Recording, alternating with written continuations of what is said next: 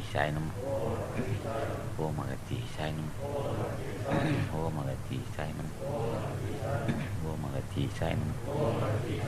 ஓம் அகத்தீசாய நம. ஓம் அகத்தீசாய நம. ஓம் அகத்தீசாய நம. ஓம் அகத்தீசாய நம. ஓம் அகத்தீசாய நம. ஓம் அகத்தீசாய நம. ஓம் அகத்தீசாய நம. ஓம் அகத்தீசாய நம. ஓம் அகத்தீசாய நம. ஓம் அகத்தீசாய. எதை கேளுங்களேன் பாண்டியன், எதை கேளுங்களேன். மக்களுக்கு தொண்டு செய்யணுங்கிற உணர்வையும் எப்படி ஞானி மக்கள்கிட்ட கொண்டுட்டு போறாங்க. இப்போ என்ன செய்கிறாங்க, ஞானிகள் பெருமையை பேசுகிறாங்க, ஞானிகள் பெருமையை உணர செய்கிறாங்க ஞானிகள். இப்போ ஒரு மகானுக்கு தொண்டு செய்கிறோம், தொண்டு மகானு தெரிஞ்சுக்கிறதே கஷ்டம். அப்படி உண்மையான ஞானியா, இல்லது இவன் போலியா, இல்லை காமுகனா, இல்லது பொருள் வெறியனா, இவன் சிறும குணம் இருக்கா, இல்லை நடிக்கிறானா என்று அறிவதே கடினம். ஆனால் வள்ளுவன் என்ன சொல்லுவான், செயலை பார்த்து நீ தெரிஞ்சுக்கோ, செயல் நல்லபடி இருக்கணும், அப்போ தான் இது உனக்கு அவனை யாருன்னு தெரிஞ்சுக்கலான்னா. அதுக்கு வள்ளுவன்னே சொல்லுவான், கனை குடிது யாழ் கூடி செவ்விது அங்கன்ன வினைபடும் பாலார் குளர்னா. அம்பு நேராக அழகாக இருக்குது, ஆனால் கொலைக்கருவி என்றும், யாழ் வளைந்திருந்தாலும் அது இன்மை தரக்கூடிய கருவி என்றும் இசைக்கருவின்னு சொல்லியிருப்பான். ஆக ஞானிகளை அறிந்து கொள்ள முடியாது. ஏதோ ஒரு சந்தர்ப்ப சூழ்நிலை ஞானிகளை அறிந்து கொள்றதுக்கு வாய்ப்பு கிடைக்கும். அது ரொம்ப புண்ணியம் செஞ்சுருக்கணும், இல்லைன்னா கண்டுபிடிக்க முடியாது. ஏன்னா மாத்தானவற்றையும் மாயாபுரி மயக்கத்தையும் நீத்தார் தமக்கு நிட்டையுண்டோ நித்தன் அன்பு கொண்டு வேத்தார் குளித்தும் பசித்தார் புசித்தும் விழி துயன்று பார்த்தார் உலகத்தை அவர் போல் இருப்பர் பட்டுட்டவர்னா. உலக நடையிலே தான் இருந்துகிட்டு இருப்பான். ஆனால் அவனை கண்டுபிடிக்கிறது கஷ்டம். ஆனால் செயலை பார்த்து தெரிஞ்சுக்கலாம். செயல் எப்போதுமே நாட்டு நலனை மையமாக கொண்டதாகவே இருக்கும்.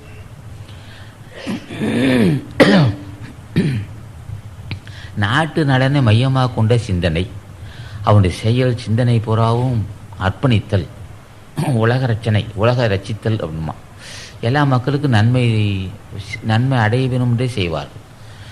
அதே சமயத்தில் ஞானிகள் செயல் அப்படி நல்ல நினைவு இருந்தாலும் பொருள் வேணுமல்லவா, தகுதியில் மக்கள் சார்பாக பொருளையும் கொடுப்பார்கள், தொண்டு செய்ய வாய்ப்பு கொடுப்பார்கள். இப்படி அது போன்ற ஒருத்தன் இருப்பான். எங்கேயாவது ஒருத்தர் விசாரித்து பார்த்தால் அது மாதிரி ஒரு பண்புள்ள மக்கள், ஞானிகள் ஆசி பெற்றவன் இருப்பான், வாசி வசப்பட்டவன் இருப்பான். அவனை புரிந்து கொண்டு தொண்டு செய்திருந்தால்தான் நமக்கு இந்த வாய்ப்பு கிடைக்கும். அவன் என்ன போதிப்பான்னு சொன்னால், காசாசி உள்ளவருக்கு ஞானம் இல்லைன்றுவான். இந்த காசாசி இருக்கக்கூடாது, பொய் சொல்லக்கூடாது, பிறரை அடிமைப்படுத்து, பிறர் அழிக்கணும் அப்படின்னு நினைப்பு இருக்கக்கூடாது, பழி வாங்குற எண்ணம் இருக்கக்கூடாதுன்னு சொல்லுவான். இதெல்லாம் ஆசா நமக்கு உணர்த்துவான். ஏன் ஒரு ஜென்மத்திலே வரும், பல ஜென்மங்களில் செய்த புண்ணியத்தாலும் ஞானிகள் ஆசையாலும் ஒருவன் ஞானி ஆவான். அவன் மேற்கொள்கின்ற எல்லா செயல்களும் நல்லபடி நடக்கும். உலகம் ஆனால் என்ன செய்வாங்க ஞானிகள், இது மாதிரி வாசி வசப்பட்டவனை காப்பாற்றுறதுக்காக அவன் என்ன செய்வாங்க, ஏன்னா அது அநியாயமாக அவனுக்கு இடையூறு செய்வாங்க சில பேர். அப்போ என்ன செய்வான், அவன் சாவ போகிறான், அவன் சுவாச கோளாவில் புத்துநோய் வந்துருச்சு, அவன் வெதரில் புத்துநோய் வருது, அவன் அப்படி சாக போகிறான் இப்படி சாக போகிறான்னு சொல்லிக்கிட்டே வருவாங்க. ஏன் அப்படி சொல்கிறேன்னு கேட்டான். அவனால் அவனுக்கு இடையூறு வரும், பொறாமப்படுவான், இதை பிரச்சனை பண்ணுவான், அதுக்காக அவன் சொல்லிட்டு வரான், உன் வேலையை பாருன்றுவாங்க. ஞானிகளுக்கு எப்போ பார்த்தாலும் கீழே விழுந்துருவான், கைகால் போயிடும், செத்து போயிடுவான், அப்போ போவான், இப்போ சமாதி ஆடுவான், இப்படி சொல்லிக்கிட்டே இருக்கிறது எதுக்குன்னா இவனை காப்பாற்றுறதுக்கு தான். அவ்வளவு கூட இருந்து செய்வாங்க. ஏன்னா இல்லறத்தானுக்கு தெரியாது, அவன் இகழ்ந்து பேசிடுவான், இது அக்னி மாதிரி, அதுக்காக அவனை காப்பாற்றணும், எல்லாரத்தானே காப்பாற்றுறதுன்னு தான் சொல்லுவான். இவர்களுக்கு எந்த தடையும் இருக்காது. இவர்களுக்கு தடை இல்லாமல் காப்பாற்ற வேண்டிய கஷ்டம், ஒரு காப்பாற்றணும், அதான் அமைப்பு. ஏன்னா முறை சமுதாயத்தில் இவர்கள் என்ன செய்வாங்கன்னா, இவன் பாட்ட கடமை செஞ்சுட்டே இருப்பான். செயலெல்லாம் உயர்ந்த செயலாக இருக்கும். செல்வத்தை அள்ளி கொடுப்பாங்க. அதே சமயத்தில் உயர்ந்த பண்புள்ள தொண்டர்களை குமிச்சிருவான். அதெல்லாம் முன் ஜென்மத்தை செய்த புண்ணியம் செய்த மக்களை கொண்டாந்து சேர்த்து அறப்பணிகள் தடையில்லாமல் நடக்கும். இடுதலை சற்றும் கருதேனை போதமிலேனை அன்பால் கெடுதலில்லா தொண்டர்கள் கூட்டியவாங்க. அன்பால் கெடுதலில்லாத தொண்டர்கள் சேர்த்துருவாங்க. சேர்த்து ஒன்றாந்து பார்த்தா அற்புத செயல் நடக்கும். அற்புத செயல் வெறும் பணமாக செய்யும். ஒரு பொருள் வேணுமல்லவா, ஆள் படை வேணுமல்லவா, அப்போ பொருளையும் கொடுத்து பணம் தனி நபர் சோறு கூப்பிட்டு சோறு போடாது. வந்து நூற்றுக்கணக்கான தொண்டர்களை குமித்து உண்மையான ஆன்மீகம் பரவ வேண்டும் என்பதற்காக நூற்றுக்கணக்கான தொண்டர்கள் இருந்து அந்த வாசி வசப்பட்ட ஒருவனுக்கு துணையாக இருந்து உண்மை ஆன்மீகம் பரவ செய்வாங்க. அப்போ அவர்களே செய்யணும். அதை 100 ஆண்டுக்கு ஒருத்தன் தான் வருவான். அவர்கள் அதை புரிந்து கொண்டு சார்ந்திருக்கணும். அப்போ தான் ஞானிகள் பெருமை பரவும். அவங்க என்ன சொல்லுவாங்கன்னா, ஒருவன் ஞானி ஆகிறான்னு சொன்னாவே அவனுக்கு ஆசாசை இருக்க முடியாது. ஆசாசை உள்ளவனுக்கு ஞானம் இல்லைன்னு சொல்லிடுவான். காமுகனுக்கு ஞானம் இல்லை, ஜாதி வெறி உள்ளவனுக்கு ஞானம் இல்லை. சிறந்த பண்பாளனாக இருந்தால் தான் ஞானம் வரும். தியாக சிந்தை உள்ளவனாக இருக்கணும். இவன் என்னையா அவ்வளோ பெரிய மனுஷனா, நான் இவனா செய்கிறான், அவனை முறைப்படுத்திடுறான். இவனை முறைப்படுத்தி காய் சுத்தி என்று ஒன்று இருக்கு. அதுவும் அந்த கவத்தை அறுத்து விடுவார்கள். கவத்தை அறுக்கணும். ஏன்னா ஜபமது செய்ய தேகம் சித்தி கவமது அறுத்து கருத்தையில் இருத்தி உபநிடத பொருள் உண்டன நம்பி ஜபமது செய்ய தேகம் சித்திம்பார். ஒரு மனிதனுக்கு இது யமனாக இருப்பது கவம். அதை ஸ்தம்பிக்க செய்து கவத்தை அறுப்பதற்குன்னு ஒரு பிராணாயம், கணல் ஏறுவதற்கு ஒரு பிராணாயம், இதெல்லாம் காய் சுத்திக்கு ஒரு பிராணாயம். இப்படியெல்லாம் முறைப்படுத்தி ஒரு பக்கம் அசுத்த சேகம் நீங்கி கவத்தை அறுத்து விட்டுருவாங்க. அவன் அறுத்து ஏன் இவனுக்கு இவ்வளோ நன்மைன்னு கேட்டான். முன் ஜென்மத்தை தொண்டு செய்திருக்கிறான். பெருமை துட்ட தபத்து ஒன்றுக்கு வலுவாது தொண்டு செய்திருக்கிறான். ஆகவே அவனை காப்பாற்ற வேண்டிய கடமை. ஞானிக்கு தொண்டு செய்த பிள்ளைகள் அவன். அதுக்கு அவனுக்கு எல்லாம் உதவி செய்து நாடு கிட்டத்தட்ட 20 வருஷம் ஆகும், 22 வருஷம் 23 வருஷம் ஆகலாம். அதுக்காக சோர்வடையாமல் இருக்கிறதுக்காக என்ன செய்வாங்க, கல்வியும் தந்து இவனை பள்ளிக்கு அனுப்ப மாட்டாங்க. பள்ளிக்கூடத்துக்கு அனுப்புனா அந்த உலக நடை கல்வி வந்துடும் சொல்லி பள்ளிக்கூடத்துக்கு போகாமல் அடக்கி வைத்து வறுமையும் தந்து ஒரு சிலருக்கு மட்டும்.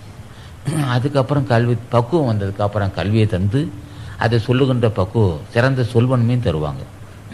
தந்து தொண்டரையும் கொடுத்து ஆண்டுகள் பல கடந்தாலும் தளர்ச்சி இல்லாமல், சோர்வு இல்லாமல், சலிக்காமல், பலிக்காமல், சலிக்கக்கூடாது.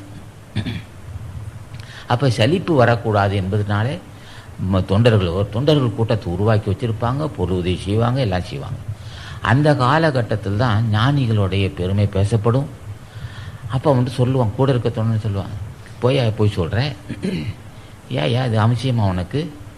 இது உனக்கு பிறவி பின்னிக்கு மருந்தாக்குமா, இல்லை உன்னை காப்பாற்றுமா? ஏன் இப்படி நாயாட்டம் அடிச்சுக்கிற, ஏன் அப்படி போட்டு ஓட்டிக்கிறேன்னு கோப்பான், சொல்லுவான், குத்துவான். அப்போ அவர் இயல்பாகவே இந்த ஞானிகளுடைய செயலை பார்க்க பொருளாதாரத்து மேலே இல்லறத்தான் தானே, நாளைக்கு காசு வேணும்னு நினைக்கும் போதெல்லாம் இந்த வார்த்தை வரும், ஏன் உனக்கு இது கர்மம், யாரோ கொண்டாந்து கொடுக்குறான், மனமோந்து கொடுக்குறான், இப்போ அன்னதானசின்னு சொல்லி இதை நாட்டம் வைக்காத, கடவுளுக்கு கோவம் வந்துடும் உனக்கு, கடவுளுக்கு கோவம் வரும், தாங்க மாட்டேன் நீ அப்படின்னு சொல்லுவான். பற்று இல்லாதவன் ஆக்குவான். கடவுள் காசு மீது பற்று இல்லாதவன் ஆக்குவான். காசுக்கு மேலே ஆசை வந்துச்சுன்னா நிச்சயம் பாவியாவான்னு தரும். தடையவனுடைய இவன் என்ன பாருன்னு சொல்லுவான். என்ன பாரியா, லட்சக்கணக்கான ரூபா வருதுயா, கோடிக்கணக்கான ரூபா வருது, எல்லாம் நாட்டுக்கு இறைக்கிறோம், நீங்களும் அப்படி இருந்தால் தான் தலைவன் ஆசி பெறலாம். ஆசான் கைவிட மாட்டான், உணவுக்கும் உடைக்கும் நிச்சயம் அருள் செய்வான். தளர்ச்சி இல்லாமல் நீ தொண்டு செய் அப்படின்னு உபதேசம் செய்தால் கல் கரைக்கும். கல்லும் சொல்லுன்ற மாதிரி சொன்னால் கல்லும் கரை. அப்படி அவனை பக்குவப்படுத்தி அப்புறம் ஆசானை பூஜை செய்ய சொல்லுவாங்க. ஆசானை பூஜை செய்யும் போது நான் தியாக சிந்தையோடு இருக்கணும், நான் பேராசி இல்லாதவனாக இருக்கணும், பொருள் பட்டு உள்ளவனாக இருக்கக்கூடாது, கொல்லாத காமுகனான இருக்கக்கூடாது, நான் நல்ல பண்புள்ளவனை வாழணும் அப்படின்னு பயிற்சி கொடுப்பான். அப்போ தான் தியாக சிந்தை வரும். தலைவன் எப்படி இருக்கிறான்னா, வாசி நடத்தி கொடுத்த தலைவன் கடவுள் தன்மை பொருந்தியவன். என்ன காரணம்? காம விகாரம், பொருள் விகாரம், பேராசி இல்லை, பண்பு, இதெல்லாம் எல்லா வகையான பண்புன்னு உள்ளவன் தலைவனாக இருப்பான். கீழே தொண்டர்களுக்கு அந்த பயிற்சி கொடுத்து வச்சுக்கிட்டே வருவான். பயிற்சி கொடுக்க கொடுக்க கொடுக்க பொருளாதாரத்தை கண்டு மயங்காத ஒரு பண்பு வரும். தியானம் செய்வான். அப்போது இந்த தொண்டர்கள் மூலமாக தான் ஞானிகள் பெருமை பேசப்படும். ஞானிகள் பெருமை அவங்களா நேராக வர முடியாது. இருக்க தொண்டர்களை துணை கொண்டு தான் அவங்க இந்த தத்துவத்தை பரப்பணும். அப்போ ஞானிகள் பெருமை பரவ தியாக சிந்தை வரத்தான் செய்யும். இன்னும் ஒரு சில ஆண்டுக்குள்ளவே இங்கே இருக்கிற இல்லறத்தாரனாலும் சரி, கொண்டாந்த 2 லட்சம் 4 லட்சம் கொடுத்தாலும் எனக்கு ஏயா கொடுக்குறீங்க, எனக்கு உள்ளது போதியா, நான் இந்த காசை வச்சு என்ன செய்ய போகிறேன், நாளைக்கே இறந்தாலும் இருந்து நிச்சயம் இல்லாத வாழ்க்கை எனக்கு அமைஞ்சிருக்கு, நான் இந்த காசை வச்சு என்ன செய்ய போகிறேன், இந்த இது மேலே இருக்க மயக்கத்தை இது மேலே எனக்கு நாட்டை இருந்தது தான் ஒரு காலத்தில், காசு இருந்தால் பின்னாடி எதுவும் சாதிக்க நினைத்தோம். இப்போ தான் தெரியுது இதனால் பயன் இல்லை, ஆசி தான் முக்கியம், திருவள்ளுவர் துணை தான் நம்ம கையில் கொடுக்கும், இதெல்லாம் பயன்படாதுங்கிற உணர்வு தலைவன் கொடுத்துருக்குறான். அப்படியே சில சந்தர்ப்பத்தில் ஒரு சரணங்கள் வந்தாலும் இப்போ சொற்குரு என்ன செய்கிறான், அப்பப்போ இடித்து பேசி என்னை முறைப்படுத்துகிறான். ஆக ஞான வாழ்வு என்பது, தியாக சிந்தை என்பது ஆசானால் உபதேசம் படுவது மட்டும் இல்லை. ஆசான உதவி செஞ்சால் மட்டும் சிறந்த பண்பு வந்துடாது. தினம் தலைவனை பூஜை செய்கிறான், அவனா தென்னலமற்றவர்கள் அதான் சொன்னான், அறவாளி அந்தனன்னு சொல்லுவான். தென்னலமற்ற தியாகிகள் ஞானிகளை பூஜை செய்தாதான் இவன் தியாக சிந்தை வரும். தியாக சிந்தை என்பது சாதாரண விஷயம் அல்ல. ஆனால் உலக மக்கள் இப்போ காந்தியெல்லாம் இருக்கார், ஏதோ முன் செய்த வினையின் காரணமாக அவருக்கு தியாக செஞ்சு ரொம்ப சிறந்த கல்வி அறிவுள்ளவர், பொருளாதாரத்தை கண்டு மயங்காத மனம் வந்துச்சு. பொருளாதாரத்தை கண்டு மயங்காத மனமே ஒரு பெரிய அருள் தான். ஆக பூஜ்யம் செய்யணும், இதெல்லாம் செய்யறாங்க. அப்போ ஞானிகள் பெருமை இப்போ பரவுது. தொண்டர்கள் தியாக சிந்தை வந்துக்கிட்டு இருக்கு. இப்போ மற்ற சங்கத்துல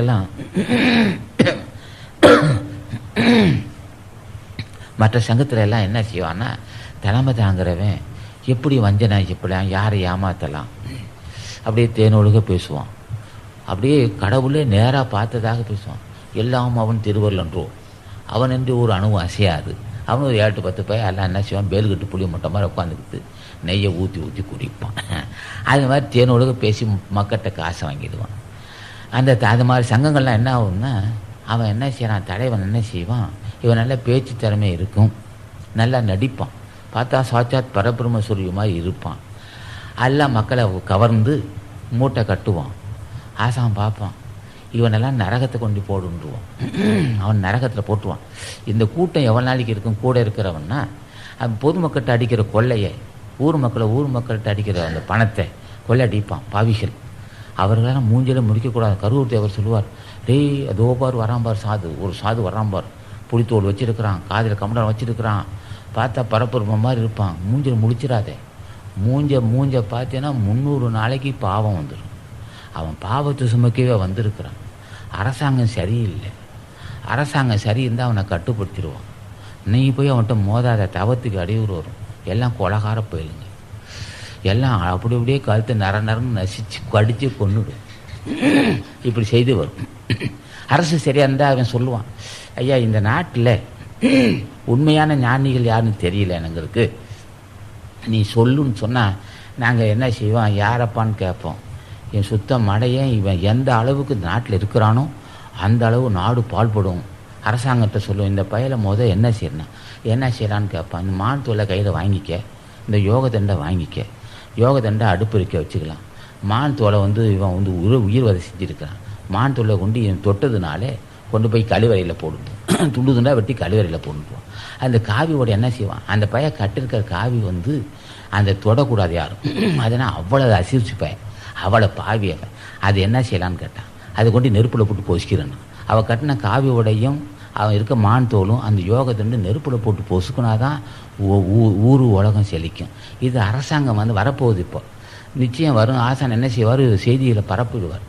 அப்போ அந்த மாதிரி வரும்போது நாம் என்ன செய்வோம், இந்த மாதிரி இருக்குயா, எவன் ஞானி எவன் அஞ்ஞானின்னு தெரியல.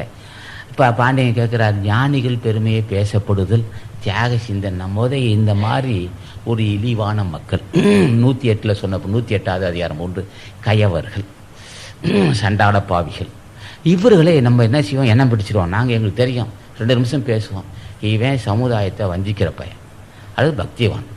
அது பக்திவான் இருக்கிறான், யார் பேசியும் போக மாட்டான், அதிதிகள்னு சொல்கிறது அவனை. அப்படியே அவன் போவான், அம்மா பசின்னு கேட்பான், கொடுத்தா சாப்பிடுவான். இல்லைன்னா ஆசான் சுப்பிரமணிய சொல்லி நீ பார்த்து எனக்கு செய்யன்னு போயிட்டுருப்பான். யாசிப்பவர் அவரெல்லாம் ரொம்ப கடவுள் மேலே பக்தி உள்ளவன், பொய்யே சொல்ல மாட்டான். ஊருக்கு போயிட்டே இருப்பான், யார் சிரமம்லாம் வச்சுக்க மாட்டான், அங்கங்கே கை நீட்டுவான், சாப்பிட்டுக்கிட்டு போயிட்டு இருப்பான். அது நலிந்தவர்கள், அதீதிகள். கடவுள் பக்தி உள்ளவனாக இருப்பான், பொய் பேச மாட்டான், காசு வச்சுக்க மாட்டான், அவன் பாட்டில் அங்கங்கே திண்ணை கோவில் குளத்தை படுத்துன்னு போயிடுவான். அவனையும் எங்களுக்கு தெரியும். ஆனால் இந்த மாதிரி கயவர்களையும் தெரியும். நாங்கள் என்ன கண்டுபிடிக்க எங்களால் முடியும். இப்போ அது கருணாநிதி இருக்கிறார் அல்லது சென்ட்ரல் கவர்மெண்ட் இருக்குது. அப்போ அவன் கேட்குறான், சுவடியில் சொல்லுவாங்க, குடியில் ஆசான்ட்ட போய் நீ ஒரு ஆசி பெற்றுன்னு சொல்லுவாங்க. நாங்கள் வந்ததும் ஆரம்பிச்சிடுவோம். இந்த இன்றைக்கி ஆடியோ வந்தார், முசிறி ஆடியோ, யாராவது கரூரில் மணல் எடுக்கக்கூடாதுன்னு சொன்னால் என்ன நியாயம்? அப்போ இதெல்லாம் வச்சு முடிக்கிட்டோம். அப்போ இது மாதிரி குடியாசான் இது மாதிரிலாம் திட்டம் சொன்னார்னு அவர் சொல்லுவார். ஆக அதிகாரிகள் வரும்போது அரசாங்கத்தில் வரும்போது நாங்கள் பார்த்துக்குவோம். அதுக்குரிய நேரம் வரும்போது எல்லாம் தெரியும். ஆக அதுக்குரிய நேரம் வந்துக்கிட்டு இருக்கு, ஆசான் இறங்கிட்டு இருக்கார். ஆக உண்மை ஆன்மீகம் ஞானிகளை அறிமுகப்படுத்துறது நம்ம கடமையாக இருக்கணும். ஏன்னா நாம் செய்யலைன்னு சொன்னால் யாருமே செய்ய முடியாது. ஞானம் இல்லாதா சடை செயல் நன்னி ஞானிகள் போல் நடிப்பவர் தம்மை ஞானிகளாலே நரபதி சோதித்து ஞானம் உண்டாக்குது நலமாக்கு நாட்டுக்கினார். இந்த மாதிரி உள்ள கயவர்களை நாங்கள் இனம் கண்டுபிடிச்சிருவோம். பிடிச்சி அரசாங்கத்தை சொல்லுவோம், இதெல்லாம் இந்த நாட்டுக்கு எத்தனை நாள் இருந்தாலும் சரி, அத்தனை நாளும் நாட்டில் பாவம் சொல்லும். பருவமழை தவறி போகிறதுக்கு காரணம் இந்த பாவில் தான். வஞ்சகம் இருக்கிறான், அதே சமயத்தை பொய் சொல்கிறவன் இருக்கான், எல்லாம் இருக்கலாம். அவனுக்கெல்லாம் நாட்டில் அவனெல்லாம் கடவுளை மன்னிச்சிருவான். அந்த பொய் சொல்கிறவன், கள்ள மாட்டுக்கு செய்கிறவன், கலப்படம் செய்கிறவன், ஏமாத்துறவன், கள்ள நோட்டு அடிக்கிறவன், போதைப்பொருள் கடத்துறவன், அத்தனை பேருக்கும் கடவுளை மன்னிச்சிருவான். ஆனால் இந்த பயில ஏன்டா மன்னிக்கக்கூடாதுன்னு கேட்டான். அவன் ஏதோ மனுஷன் சாப்பிடு, இவன் ஆன்மீகவாதிகளை கெடுத்துருவான் பாவி. அதனால் ஒவ்வொரு நாளும் ஒவ்வொரு குடும்பஸ்தனையும் கெடுத்துருவோம். எல்லாம் பொய், எல்லாம் இங்கே வாடான்டுவோம், எல்லாம் அயோக்கியப்படும். அது மாதிரி இருப்பவனே நீங்கள் பாட்டி என்னை கேட்டதுனால ஞானிகள் பெருமை பேசப்படணும். நம்ம சங்கம் செய்ய தான் போகுது. என்ன காரணம்? அவளை வல்லமை உங்களுக்கு நமக்கு உண்டு, வாசி வசப்பட்டதுனால அந்த ஆற்றல் உண்டு. அரசாங்கம் இப்போ நாங்கள் ஆசானை கேட்குறோம், என்னப்பா அரசாங்கத்துலேருந்து அதிகாரி வருவாங்க, அப்போ நம்ம தொண்டு செய்ய வாய்ப்பு இருக்குன்னா இப்போ நம்ம இறங்கக்கூடாது. நாம் எப்போ இறங்குறோம்னு சொன்னால் அது 99 ஏப்ரல் மாதமாக இருக்கலாம், அது முன்னே இருக்கலாம். வாசி வசப்பட்டதுனால பூட்டு திறக்கிற காலம் வருது. அந்த காலத்தில் தான் நாங்கள் இறங்கி செயல்படும். இப்போ நாங்கள் பேச மாட்டோம். இப்போ நாங்கள் பேச வேண்டிய விஷயம் இல்லை. ஆனால் அந்த காலத்தை வரும்போது நாங்களே பேசுவோம். அத்தனை ஆக நாம் இது செய்யலைன்னு சொன்னால் கடவுள் நமக்கு ஆசி தந்ததும் வாசி நடத்தி கொடுத்ததும் இவ்வளோ பெரிய சங்கத்தை உருவாக்கி தொண்டர்களை உருவாக்குனது ஞானிகள் பெருமை பேசத்தான், அராஜகத்தை அழிக்கதான். ஐயா நீங்கள் என்னமோ நினச்சிடாதீங்க, என்ன ஐயா இவ்வளவு திடமா அராஜகத்தை அழிக்க தான் வந்திருக்கு நம்ம சங்கம், அதுக்கு தான் வந்திருக்கு. அவன் எவ்வளோ பெரியவனாக இருந்தாலும் சரி நமக்கு கடுகு மாதிரி இருப்பான் அவன். இப்போ அது பதிவாயிட்டுருக்குன்னு நினைக்கிறேன். எவ்வளோ பெரிய ஆளாக இருந்தாலும் சரி நம்ம சங்கத்தாருக்கு ஒரு கடுகு, ஒரு தூசி மாதிரி நினைப்போம். நாங்கள் இவன் கிடக்கிறான் பொடி பயன்போம். அவ்வளோ வல்லமை எப்படி வந்துச்சுன்னா ஆசான் ஞான பண்டிதனால வந்து ஏன்டா இந்த வல்லமை அவனுக்கு எப்படி வந்தான்னு கேட்டான். பொருளை விரும்ப மாட்டோம், பொய் சொல்ல மாட்டோம், வருகின்ற பொருளாதாரத்தை நாட்டு மக்களுக்கு வீசி எறிவோம், பஞ்சபராரிகளுக்கு தாய் போன்று இருப்போம், தினம் தியானம் செய்வோம். நான் மட்டுமில்லை, நம்ம தொண்டர்களுக்கு அந்த வல்லமை உண்டு. நம்ம தொண்டர்களை கண்டாலே நான் முன்னே சொல்லியிருக்கோம், நம்ம தொண்டர்களை ஒருவன் கண்டு சென்றாலே போதும் கலக்கம் தீரும். என்ன காரணம்னா முன் ஜென்மத்தை செய்த புண்ணியத்தால் வந்த வாய்ப்பு இருக்குதுல்ல. அதனால் நம்ம தொண்டர்களை கண்டாலே போதும். இந்த கிட்டத்தட்ட 150 200 இன்று இருக்கிற அத்தனை பேரும் ஞானி ஆவார். சத்தியமாக சொல்கிறேன், அவ்வளோ பெரிய வல்லமை உள்ள சங்கம் இது. அதனால தான் அரசாங்கம் வரத்தான் போகுது, நம்ம சொல்லத்தான் போகிறோம். ஆக ஞானிகள் பெருமை பேசப்படுகின்ற காலம் வந்துடுச்சு. பேசியிருப்ப பாண்டியன் கேட்டதே ஞானிகள் பெருமை பேசப்படுகின்ற காலம் வந்துடுச்சு. தியாக சிந்தை வரத்தான் போகுது. தியாக சிந்தை எப்போ வரும்? தியாகிகள், ஞானிகள் அத்தனை பேரும் தியாகிகள், யோகிகள் மட்டுமல்ல தியாகிகள். தியாகிகள் தான் யோகிகளாக மாறுறோம். என்னையா தியாகினா? எல்லாம் நாட்டுக்கு அர்ப்பணை செய்யக்கூடியவன் தான், பொய் பேச மாட்டான், தூய மனசு உள்ளவன். தூய மனசு உள்ளதுனால தான் இந்த தூய மனசு தான் தன்னை அர்ப்பணிக்கும். அப்போ தியாகி தான் யோகி ஆகிறான். இப்போ இந்த பண்புகள் எப்போ வரும்னு கேட்டான். தொண்டர்களுக்கு தன்னை அர்ப்பணிக்கக்கூடிய பண்புகள் எப்போ வரும்னா தலைவன் ஆசையை கேட்குறான், நான் சொல்லி கொடுப்போம். அகத்தீசனை பூஜை செய்யும்போதே எனக்கிட்ட இருக்க கொனைக்கேடை பற்றி அடியேன் தெரிந்து கொள்ள நீ அருள் செய்ய வேண்டும். கொனைக்கேடுகளை பற்றி தெரிந்து கொண்டால் மட்டும் போதுமா? அதை நீக்கிக் கொள்வதற்கு அருள் செய்ய வேண்டும். உன் திருவடியை நான் பற்ற எனக்கு வாய்ப்பு தர வேண்டும், அடியனுக்கு ஞான சித்திக்க வேண்டும் என்று கேட்க சொல்லுவான். நான் அதான் கேட்டுட்ருக்கேன். அந்த வாய்ப்பு இருக்கும். எங்களுக்கு செல்வம் பெருக வேண்டும், ஏழை எளிய மக்களுக்கு பசியாற்ற வேண்டும், இது போன்ற ஒரு தலை சிறந்த கொள்கையை கடைப்பிடிக்க நீ எனக்கு அருள் செய்யன்னு கேட்டுக்கும். இது மாதிரி ஆசானை தலைவனை இப்போ சொல்லிக் கொடுக்கணும். தொண்டனுக்கு வந்து இதை தான் சொல்லிக் கொடுக்கணும். காசு இதுக்கு முன்னே கோடீஸ்வரலாம் என்னன்னா தெரியுமான்னா, பல கோடி உள்ளவன் எங்கே போனான், ஒரு கோடியில் போய் இறந்து போனான். பெரிய பெரிய இந்த இந்தியாவில் இருந்த ஒருத்தன் பிரிட்டிஷில் போய் ஒரு பாலத்தில் போகும்போது இறந்து போயிட்டான். ஆக கோடியாக இருந்தாலும் ஒரு கோடியில் போய் மூச்சு விட்டுவான். சக்கரவர்த்தி இருந்தாலும் சரி, யமனுக்கு ஒரு கடுகு போன்றவன். ஆக பொருளாதாரத்தை கண்டு மயங்காமல் தினம் தியானம் செய்து கேட்க வேண்டியது கேட்கணும், பெற வேண்டியது யாரை கேட்கணும், எப்படி கேட்கணும் நான் சொல்லிக் கொடுக்கணும். நம்ம சொல்லிக் கொடுப்போம். நாங்கள் அப்படி கேட்குறோம். இந்த பொருளாதாரம் கிட்டத்தட்ட மாதம் 10 லட்சம் 15 லட்சம் வந்து சேருதில்லை. 10 லட்சம் சேர்த்து ஐயா, நாட்டு மக்கள் அள்ளிடுறோம்ல. என்னை பார், நான் என்ன செய்துட்டு இருக்கேன்னு பார், இந்த கொள்கை நீ கடைபிடி. அவனை ஆசான் கைவிடும். பின்னாடி என்ன நீ என்னை பார்த்து இல்லை, என்னை பார்க்குறீல்ல, 10 லட்சம் வருதில்ல, எனக்கு பின்னாடி எதோ ஆகும், பின்னாடி எனக்கு 4 காசு வேணும்னு நினைக்கிறேன்னா, திருவள்ளுவர் இருக்குல்ல, கடைசி வரலும் காப்பாற்றுவான்ல. கோடீஸ்வரனை வந்து திண்ணையில் போட்டிருப்பான். ஒரு கோடீஸ்வரன் பேர பிள்ளை மகன் எல்லாம் 15-20 பேர பிள்ளை இருக்கும், எல்லாம் இருக்கும், திண்ணையில் இருமிட்டு கிடப்பான், கேட்பாரட்டு கிடப்பான். அவன் என்ன காரணம்? கோடீஸ்வரனாச்சே. என்ன காரணம்? ஆனால் நம்ம தொண்டர்களுக்கு கடைசி வரலும் உணவுக்கும் உடைக்கும் பாதுகாப்பு தந்து முதுமை வந்தாலும் கூடவே அன்பர்கள் இருந்து காப்பாற்றுவார்கள். 10-15 பேர் கூடவே இருப்பான். 10-15 பேர பிள்ளைகளும் மகனுக்கு திண்ணையில் போய் எட்டியோட பார்க்க மாட்டான். நாரி கிடக்கும் கோடீஸ்வரன். கோடீஸ்வரன் நாரி கிடப்பான் கட்டிலே. ஆனால் தொண்டர்களுக்கு இப்படி இருக்காது. ஆக ஆசான் ஆசி பெற்றதுனாலே சிறந்த அறிவும் உடல் ஆரோக்கியமும் துன்பம் வந்தால் தாங்கி கொடுக்கின்ற பண்புள்ள தொண்டர்களும் இருப்பார்கள். ஆகவே பண்புள்ள தொண்டர்கள் தியாக சிந்தையாலும் ஞானிகளுடைய பெருமையாலும் கிடைக்கும். ஆக நம்ம தொண்டர்களுக்கு இந்த வாய்ப்பு இருக்குது.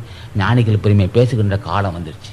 ஆகவே நம்ம என்ன செய்கிறோம், இனிமேலாவது இவன் தலைவன் இறங்கிட்டான். நீங்கள் இதான் நான் சும்மா சொல்லிட்டு இருக்கான். தலைவன் வந்துட்டான் ஐயா, காலம் வந்துடுச்சியா, நெருங்கிட்டு வருதுய்யா, பொருளாதாரத்தை அள்ளித்தரான் ஐயா, தலைவனை வெளிப்படுகின்ற காலம் வந்துடுச்சு, இன்றைக்கி அதிகாரிகள்லாம் வருகின்ற காலம் வந்துடுச்சு.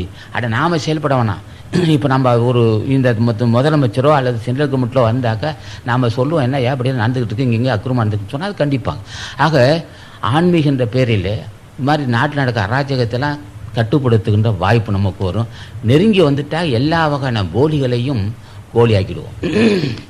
எல்லா வகையான போலிகள். ஆனால் பண்புள்ளவனை மட்டும் பக்தி உள்ளவனை மட்டும் எங்களுக்கு தெரியும். நடிப்பவனை கண்டால் மட்டும்தான் எங்களுக்கு புரியும். அராஜகம் செய்கிறவனை மட்டும் நாங்கள் கட்டுப்படுத்துவோம். முடிந்தால் அவனை மோடமாக்கிடுவோம். யார் அரசாங்க தயவு உண்டு, அந்த வல்லமை தலைவனுக்கு உண்டு. ஆகவே நாம் இனி பேசுறது இப்போ முள்ள சொல்ல நினைக்கிறேன். நாங்கள் இறங்குறோம்.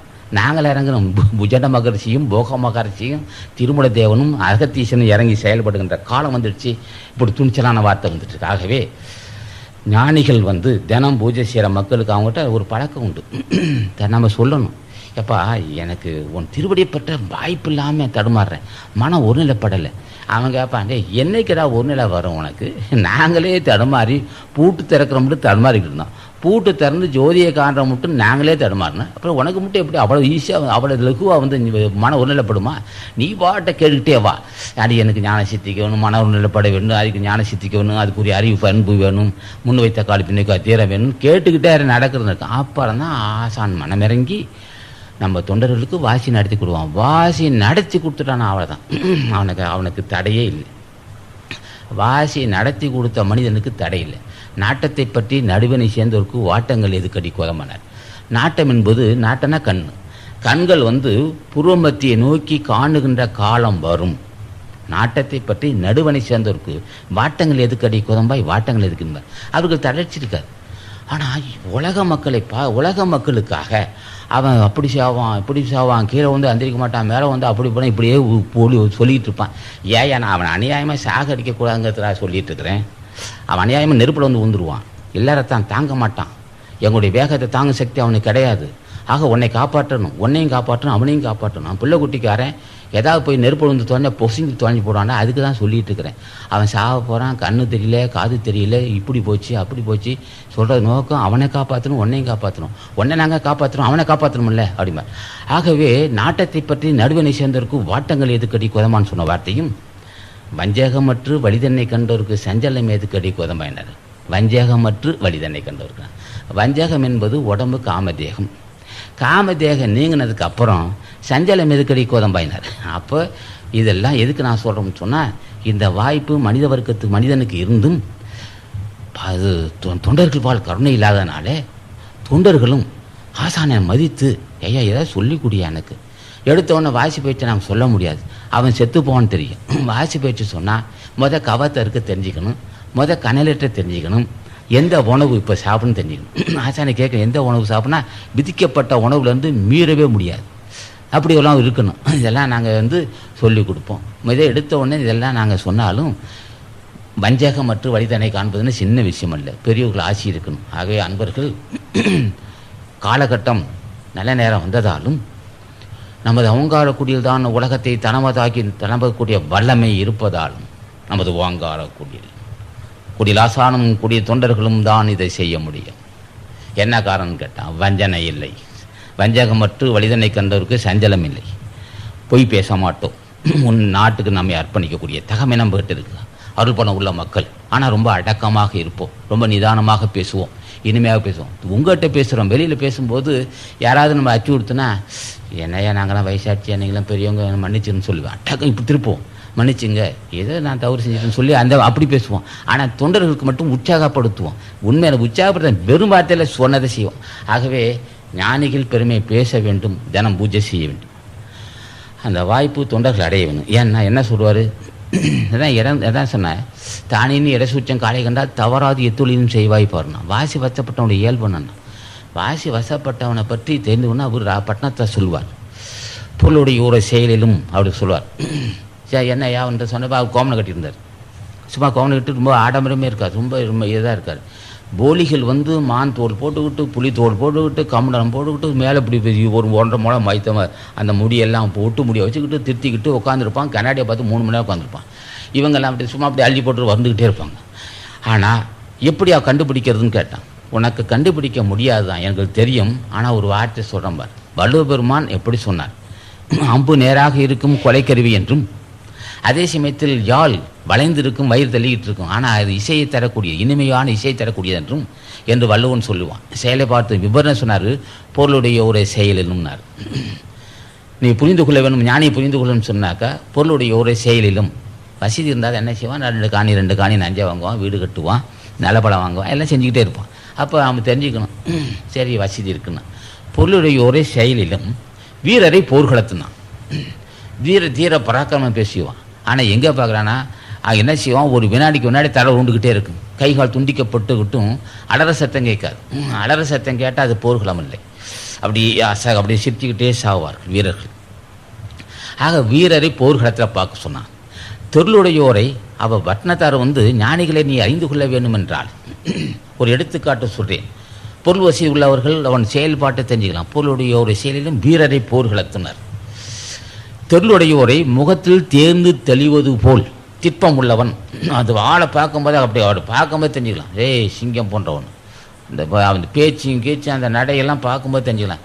தெருளுடையோரை முகத்தில் தேர்னா திட்பம் உள்ளவன். ஒரு பராக்கிரமசாலியை முகத்தில் பார்க்கும்போது தெரிஞ்சுக்கலாம். தெருளுடையோரை முகத்தில் தேர்ந்து தெளிவது போல் அருளுடையோரை தவத்தில், குணத்தில், அருளில், அன்பில், இருளற சொல்லிலும் காணத்தக்கும் கட்சியாகும்னார். அவனுடைய தன்மை என்னென்னா, சொல்லு செயல், அவனுடைய என்ன செய்வான், பேசும்போது அறியாமல் தான் சொன்னார். தெருளுடையோர் முகத்தில் தேர்ந்து தெளிவது போல் அருளுடையோர் தன்மைனா அவங்களோட பேச்சு செயல் அதெல்லாம் இருளற சொல்லிலும் காணத்தக்கும் கட்சியானா. பேசும்போதே மக்களுடைய அறியாமை தீரும் பொருட்டே பேசுவான். என்ன காரணம், அவன் மடையன் இல்லை, வாசி வசப்பட்டதுனாலே அவன் மடையன் இல்லை.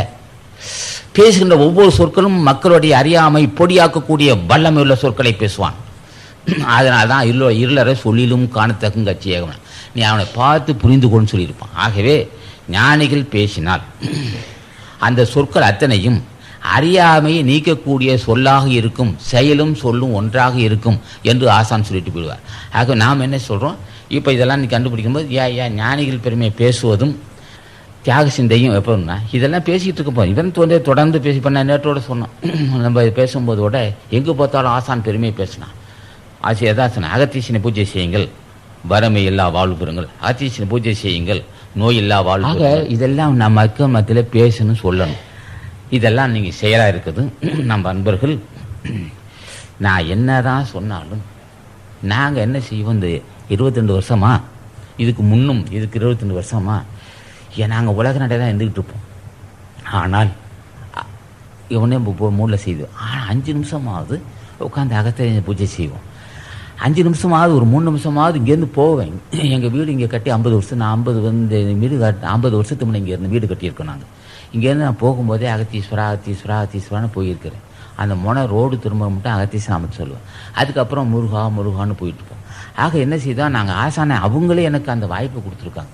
நாம் 5 நிமிஷமாவது பூஜை செய்ய. இப்போ என்ன செய்வோம், நாங்கள்லாம் தேதி போட்டு எழுதிட்டு வருவோம். ஐயா இன்றைக்கி பூஜை செஞ்சோமா, பூஜை செய்திருக்கிறோம். தூங்கணுமா, தூங்கணும்.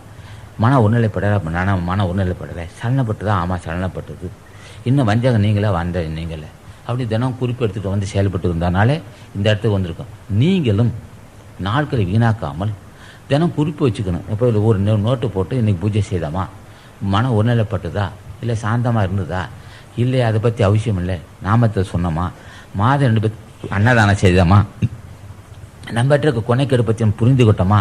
ஏன்னா வள்ளுவன் என்ன செய்வான், எதிரார் குற்றம் போல் தம் குற்றம் காண்கிருப்பின் தீது உண்ட மண்ணு இருக்குன்றான். ஆக எதிரானா பகைவர்களுடைய குற்றத்தை நன்கு ஆராயக்கூடிய அறிவு நமது குற்றத்தை பற்றி என்று அறிகின்றதோ அன்றே நமக்கு நீடிய ஆயுள் கிடைக்கணும். அது சொன்ன அது தீது உண்டோ மண்ணுயிர், நிலைப்பற்ற உயிருக்கு தீமை வராது, இல்லாடி தீது வரும்னு அர்த்தம். ஆகவே எல்லா வள்ளுவனுடைய சொன்ன அந்த நூலோடைய சாரம் என்னன்னு கேட்டால் அதில் தியாகம் இருக்கும். அது நூலோட தியாகம், அதே சமயத்தில் பெருந்தன்மை, விட்டு கொடுக்குற மனப்பான்மை, ஆழ்ந்து சிந்தித்து பேசக்கூடிய திறமைகள், நிதானமாக பேசுதல், பேசும்போது மக்கள் அறியாமை தீர்க்கும் போட்டு பேசினா சொன்னால் அல்லவை தேய அறம் இருக்கும், நல்லவை நாடி இனிய சொல்லுவான். ஆக சொல்லில் நிதானம் இருக்கும். அது சும்மா தமாசு பேச, சொல்லில் நிதானம் இருக்கும். சொன்னால் அது பொருளுடையதாக இருக்கும். வஞ்சனை இருக்காது. என்ன காரணம், யோகிகளுக்கு மட்டும் பேசப்பட்டிருக்கிற நூல். திருக்குறள் எல்லோருக்கும் சொல்லவில்லை, சொல்லணும், நாங்கள் சொல்லணும். திருக்குறள் கடவுள் செய்யப்பட்டது. அப்படியா திருக்குறள் தொடரும்போதே ஆசானை நினைத்து தொட்டு வணங்குங்க. இல்லாட்டி அது இருக்கிற நுட்பம் தெரியாது. படிச்சுக்கிட்டு இருக்கலாம் தவிர உள்ளே போக முடியாது. அது எங்களுக்கு தான் தெரியும். என்ன காரணம்னா அவ்வளோ உயர்ந்த நூல், அதுக்கு ஏதே கிடையாது. யோகிகளுக்கு அளவிலா மகிழ்ச்சி தரக்கூடியது திருக்குறள். அதை படித்து புரிந்து கொடுத்துக்கு ஆசி இருக்கணும். அன்னதானம் செய்யணும், தினம் தியானம் செய்யணும். ஆக இந்த காலகட்டத்தில் உண்மை ஆன்மீகம் பரவுவதற்குரிய நேரம் வந்ததாலும் தினம் தியானம் செய்து ஆசி பெற வாய்ப்பு இருப்பதாலும் சந்தேகம் வரும்போதெல்லாம் என்னிடம் கேட்கலாம். நான் தான் முன்னமே சொல்லிருக்கேன், பிராணாயம் செய்யாதீங்க, ஆசானாக பார்த்து வாசி நடத்தி தரணும். வாசி நடத்தி கொடுத்தா தான் கவம் அறுக்கப்படும். வாசி நடத்தால் தான் உடம்பு அசுத்த நீங்கும். வாசி வசப்படலைனாக்கோ கடவுள் ஆசி இருக்காது. வாசி வசப்பட்ட மக்கள் செல்வம் பெருகும், நட்பு பெருகும், மன சாந்தம் உண்டாகும். இந்த வாசி வசப்பட்டவனுக்கு ஈடே இல்லைன்னா பாப்பா உடனே செய்தி ஈடே இல்லை. ஏன்னா அவனுக்கு நெகர் சொல்ல முடியாது. அவ்வளோ பெரிய வல்லம் இருக்கு. அது என்ன சொல்லுவார் வள்ளுவர் திருமந்திரத்தை என்ன சொல்லுவார், ஈராறு கால் கொண்டு எழுந்த பொறவினர், ஈராறு கால் கொண்டு எழுந்த பொறவியை. அப்போ ஈராறு கால் வந்து இந்த பக்கம் 2 மணி நேரம், இந்த பக்கம் மொத்தம் 24 மணி நேரம், 12 முறை மாறும். ஈராறு கால்னா 12 முறை. கால் என்பது கால்னா சுவாசம். காலை 8லேருந்து 6லேருந்து 8 மட்டும் சந்தை. இன்றைக்கி என்ன கிழமை, வெள்ளிக்கிழமை. இன்றைக்கி சந்திரக்கலை இயங்கணும். 8லேருந்து 6லேருந்து 8 மட்டும் சந்திரக்கலை. நாளைக்கு சூரியக்கலை, சனிக்கிழமை. அப்போ என்ன செய்வோம், 8லேருந்து 6லேருந்து 8 வரலும் சந்திரக்கலை, 8லேருந்து 10 காலம் சூரியக்கலை, 10லேருந்து 12 மட்டும் சந்திரக்கலை, மாறி மாறி வரும். நாளைக்கு சனிக்கிழமை காலம் மாதிரி சூரியலை இயக்கியாகும். சூரியலை இயக்கினா தான் நல்லது. அது இல்லாத தனக்கு அது ஆசான்னு பார்ப்பேன், அது எதை செஞ்சுக்கலாம். ஆக நாளைக்கு காலை 6லேருந்து 8 வரலும் சந்திரக்கலை சூரியகளை இயங்கணும். அதே மாதிரி ஞாயிற்றுக்கிழமை இருக்கணும். திங்கக்கிழமை சந்திரக்கலை வரணும்.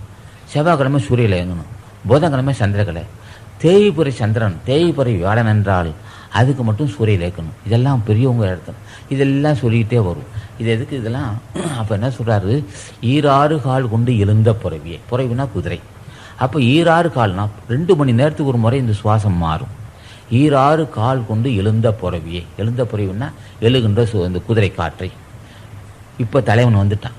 திருமந்திரம் நீங்கள் எதுக்கு என்ன ஒரு வாய்ப்பு என்ன அவங்களுக்கு அமைஞ்சிருக்குன்னா, குடிலாசான் பேச்சை ஒரு நாள் கேட்க பெற்றால் அதுக்கு நகரே கிடையாது. அவ்வளவு ஆற்றல் பொருந்திய சொற்கள். ஞானவான் பேசுகிறேன், தலைவன் உள்ளே இருந்து பேசிகிட்டு இருக்கான மட்டும் நினைக்கணும். இதை பக்தி சுவாசம் உள்ளவர்களுக்கு மட்டும் சொல்கிறான். எதை சொல்கிறாருன்னா அதுக்கு நாங்கள் பொறுப்பு இல்லை. தலைவன் பேசுகிறான், தலைவன் தங்கியிருந்து பேசுகிறான், குடியரசான் தலைவனாக மாறி இருக்கிறான். தலைவன் குடியரசானாக மாறுகிறான், மாறி இருக்கிறான். இந்த வாய்ப்பை பயன்படுத்தின ஏதோ நான் உங்களுக்காக பொருளாதாரத்துக்காக பேச நினச்சிடாங்க, உண்மையை சொல்கிறேன், பிடிச்சி கரையறிக்கலாம். என்ன அப்போ ஈராறு கால் கொண்டு எழுந்த புறவியை பேராமற் தான் கட்டி பெரிதுண்ண வள்ளிரேன். பேராமற் கட்டி என்பது புறமத்து ஒடுங்கின காற்று அப்படியே அடங்கி வைக்கணும். அதுக்கப்புறம் அது தடைப்பட்டால் மறுபடியும் சரிப்படுத்திக்கணும். பேராமற் தான் கட்டி பெரிதுண்ண வள்ளிரேன். பெரிது உண்ண வள்ளிரேன்னா நல்லா சிந்திக்கணும். அது அந்த 2 சொல்லியா 3 சொல்லியான்னு பார்க்கணும், எனக்கு தெரியாது. இப்போ பெரிது உண்ண வள்ளிரே நிச்சயமாக 2 சொல்லியாக தான் இருக்கணும். அது 3 சொல்லி போட்டால் பெரிது உண்ணாக்கும் பெரும் வயிறாட இருக்கணும். அது அல்ல, நிச்சயமாக 2 சொல்லி நானாக போட்டிருப்பான். பெரிது உண்ண வள்ளிரேன்னா நன்றாக சிந்திக்குதுன்னு அர்த்தம். நாளைக்கு பாண்டியன் அது பார்த்து சொன்னால் பரவாயில்ல எனக்கு. அதை நான் இப்போ சொல்கிறேன். ஆக பேராமற் தான் கட்டி பெரிது உண்ண வள்ளிரேல் நீராயிரமும் நிலமாயிரத்தாண்டும் பேராது காயும் பிரானந்தியானேனர். நீராயிரம் நிலமாயிரத்தாண்டினார். இந்த கடல் தொன்னை தோன்றி கிட்டத்தட்ட பல லட்சம் கோடி வருஷமாச்சு. கதிரவன் தோன்றி பல லட்சம் கோடி வருஷமாச்சு. காற்று மென்மையாகவும் திண்மையாகவும் தோன்றி பல லட்சம் கோடி வருஷமாச்சு. ஆக இந்த மண் தோன்றி பல லட்சம் கோடி வருஷமாச்சு. இன்னும் மாசுபடாத அப்படியே இருக்குது. நீராயிரமும் நிலமாயிரத்தாண்டும் பேராது காயும் பிரானந்தி ஆனினார். இப்போ இந்த உலகம் இது மாதிரி ஆயிரக்கணக்கான லட்சக்கணக்கான கோடிக்கணக்கான யுகங்கள் இவன் அசையாது இருப்பான். அந்த வாய்ப்பு இருக்குது, மனிதனுக்கு இருக்குது. இந்த ஓடுகொண்ட சுவாசத்தை புறமத்தை செலுத்தி வைத்தால் அந்த நன்மை இருக்குது. இதை எப்படி அடையன்னு கேட்டான். தலைவன் ஆசி பெறாமல் முடியாது. நாம் செலுத்தி வச்சோம்னா என்ன ஆகும்னா, உத்தமனே வாசி எது நிலைக்காவிட்டால் சோதனைப்பா தேகம்போது மாண்டு போகணும். வாசி நிலைக்கலன்னு சொன்னால் அதோடு சரி உடம்புல உஷ்ணம் ஏறிடும். ஆக வாசி வசப்பட்ட மக்களுக்கு மலச்சிக்கல் இருக்காது. வாசி வசப்பட்ட மக்களுக்கு கவம் இருக்காது. வாசி வசப்பட்ட மக்களுக்கு அசுத்த தேகம் இருக்காது. வாசி வசப்பட்ட மக்களுக்கு சிறுமை குணம் இருக்காது. இதுக்கு இடை கிடையாது. அதான் பேராமற் தான் கட்டி பெரிதுண்ண வள்ளிரேல் நீராயிரமும் நிலமாயிரத்தாண்டும் பேராது. மறுபடியும் தலைவன் வந்திருக்கிறான். இந்த தேதியிலிருந்து நீங்கள்லாம் புரிந்து கொள்ள வேண்டும். இந்த தேதியிலிருந்து எல்லா ஞானிகளும் குடியில் நோக்கி வருவதாலும் எல்லோரும் ஆசி பெறுகின்ற வாய்ப்பு இருப்பதாலும் இந்த உண்மையை மக்கள் அறியக்கூடிய காலம் வந்துவிட்டதாலும் அதான் நீராயிரமும் நிலமாயிரத்தாண்டும் பேராது காயம் பிரானந்தியானேன்னு சொல்லியிருக்கிறான். தலைவன் சொல்லியிருக்கிறார். அதே சமயத்தில் பல ஞானிகள் சொல்லியிருக்கிறாங்க, என்னதான் சொன்னாலும் தினம் பூஜை செய்து ஆசி பெறாமல் முடியாதென்றும் அன்னதானம் செய்யென்றும். இன்னும் மறுபடியும் சொல்லுகிறேன், குடிலாசான் மேற்கொள்ளும் அறப்பணிகளுக்கு தொண்டு செய்தால் போதும். அதே எங்களுக்கு உணரப்பட்டால் போதும். குடிலாசான் மேற்கொள்ளும் அறப்பணி அகத்திய சினிமா சங்க தலைவனாகிய குடிலாசான் ஓங்கார குடிலாசான் மேற்கொள்ளும் அறப்பணிக்கு தொண்டு செய்ய வாய்ப்பு கிடைத்தால் அது ஆறுமுக பெருமானுக்கு செய்யக்கூடிய தொண்டாகும். அது அகத்தீசனுக்கு செய்யக்கூடிய தொண்டாகும். அது புஜன மகரிஷி செய்த தொண்டாகும். திருமலை தேவன் காலாங்கி போகிற கரூர் மணிக்கு செய்ய தொண்டாகும். இதை வாய்ப்பு பெரும் வாய்ப்பாக கருதி தொண்டு செய்து ஆசைப்பட்டுக் கொள்ள வேண்டும். இதை நான் சொல்லவில்லை, ஆசான் தலைவனே சொல்கிறான். இதை இப்போ இந்த பேசுவது இந்த பேசப்படுகின்ற கருத்தெல்லாம் தலைவன் இறங்கி பேசுகிறான் என்று அறிந்து கொள்ள வேண்டும். ஏதோ குடிலாசான் தற்பெருமை பேசுகிறான் என்று நினைக்க வேண்டாம். தலைவன் நாளம் வந்து விட்டது. காப்பு சுழிமனை கதை திறக்கின்ற காலம் வந்து விட்டது. கனலேறி மூலக்கனல் உச்சிக்கு வருகின்ற நேரம் வந்து விட்டது. நல்ல வாய்ப்பு வந்துவிட்டு. ஆகவே தொண்டு செய்து ஆசி பெற்று அவ்வப்போது வாய்ப்பு கிடைக்கும் போதெல்லாம் நான் பேசுகின்ற கருத்தை காது கொடுத்து கேட்டாலே அது ஆன்மாவை தட்டி எழுப்பக்கூடிய பேச்சாக இருக்கும் என்றும் அது ஜென்மத்தை கடைத்தட்டக்கூடிய துணையாக இருக்கும் என்றும் உங்களுக்கு இந்த வாய்ப்பு இதை நான் சொல்லுகின்ற கருத்தை நீங்கள் நன்றாக மனதில் பதிய கொண்டு தியாகமும் ஞானிகள் பெருமையும் பேசுவதற்கு காலம் வந்து விட்டது.